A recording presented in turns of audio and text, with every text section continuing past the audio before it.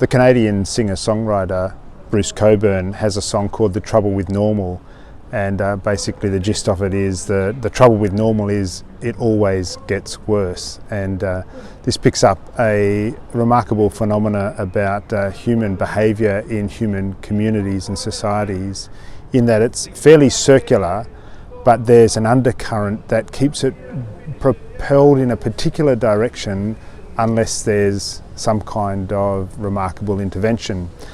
The particular direction that it goes in is that people want more power for themselves, and so they tend to do things that consolidate their own positions, and that can be in a whole range of areas, whether it's financial power or power in the organisation that they're in. It could be in their family structure or in their community, for example. And so we have a tendency to overlook those situations that give us more power, and we tend to be very critical of those situations that take power away from us. Unless there's an intervention which changes the whole nature of how we understand what is good. And one of these interventions, I think, that happened 2,000 years ago is a reinterpretation of what power really is about. And that occurred because a central figure, Jesus Christ, as we've come to know him, he was regarded by a small group of followers to be God or to be the Messiah. And then in the process of their following him, he became the victim of the greatest power of the day, which was the Roman Empire, and then also the Jewish religious systems of power. And he succumbed to that, but he didn't succumb in an attempt to run away from it or blame someone else. He willingly succumbed to it. He faced up to it.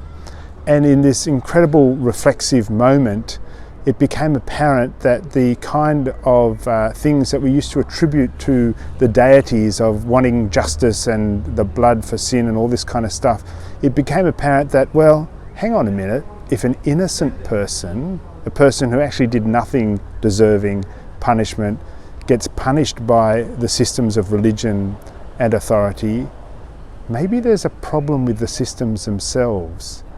And it took a long time for that leaven to work through the lump, but the society, let's call it that.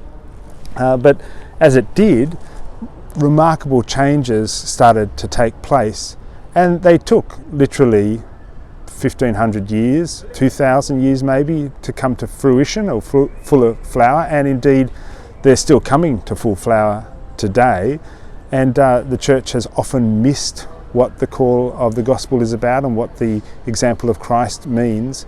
But the church has been responsible for setting up things like public education or education for all, and healthcare for all, and systems that forgive people their debts, like the whole bankruptcy law and things like that.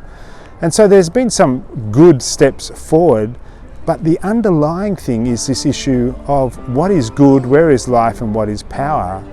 And in a funny kind of way, I think we're in one of those moments now where we need to think about that again, because a virus or biological things, they don't respond in the same way to the kind of social stories we tell. And so it doesn't matter who you are or what story you tell about yourself, or indeed how big your bank account is, a virus can still get you. And so it's now the task of the world to rid everybody of this thing, because unless we get rid of it altogether, nobody is properly safe. And even if you're wealthy enough to ride above the crowds of normal people, who wants to live in a world where there is a virus ravaging lots of people, which will have an impact on everybody's life and the economy and a sense of what's good in life and the world? So there's an interesting moment that we're approaching, where we realise we are inextricably in this together, and we need to work out how to look after one another, not just for everybody's sake, but for our own. Now, I think it was Bob Hawke who believed in enlightened self-interest, but the gospel goes one further and goes for enlightened self-giving, where in actual fact we believe the greatest good, the thing that is really the fullest life, is when we are willing to give ourselves for others. That's the example that Jesus offers to us. And if you believe that He is indeed God, then you will be persuaded that that's where life is to be found. Now, I'm sure not everybody who might stumble upon this video will believe that. But even so, keep an eye out. Just think about what actually is deeply fulfilling. What's something that in days to come, indeed days after you have left your mortal coil, what's really going to matter? How we respond to this situation, and whether we've been grasping for more for ourselves, or whether we've managed to work out that life is found in giving ourselves. Think on these things.